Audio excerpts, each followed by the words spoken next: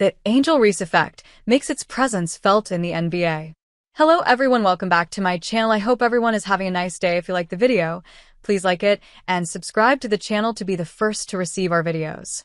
LeBron James and Stephen Curry are arguably the greatest NBA players of the past decade or so, and they eventually formed a rivalry with each other, not to mention a friendship.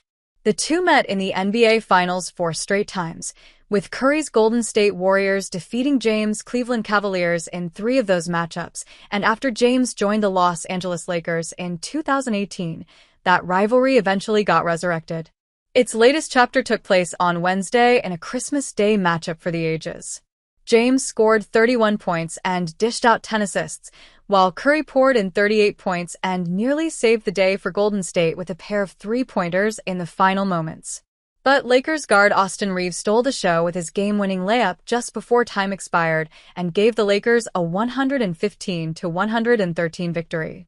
On ESPN's First Take, the question of whether the James-Curry rivalry is the best in NBA history was asked. Writer David Dennis Jr. asserted that it's the greatest rivalry not only in basketball but in all of sports history, but Bobby Marks pushed back on that assertion. Marks said that this rivalry lacks something that the past ones had. I think when I hear the word rivalry, I hear the word dislike. I see two players that genuinely like each other, certainly off the court and on the court here. I'm going to go all the way back to those Magic, Johnson-Larry Bird teams, Lakers-Boston Celtics teams. I'm even going to throw out New York Knicks-Chicago Bulls, Patrick Ewing-Michael Jordan. Those are the teams that dislike each other. I just don't see that here, even with LeBron in Cleveland, and now with the Lakers here. I just don't see that dislike on the court here. Remember, out of all the games they played on Christmas, this is the only second that's been competitive in those games here. For me, it's not. It's going back to the 80s with that Celtics-Lakers and certainly, as I said, that Knicks-Bulls rivalry that we saw. Dislike certainly makes a rivalry seem that much more intriguing and intense. While Johnson and Bird eventually became friends during the middle of their rivalry, they still went for blood each time they took the court against each other.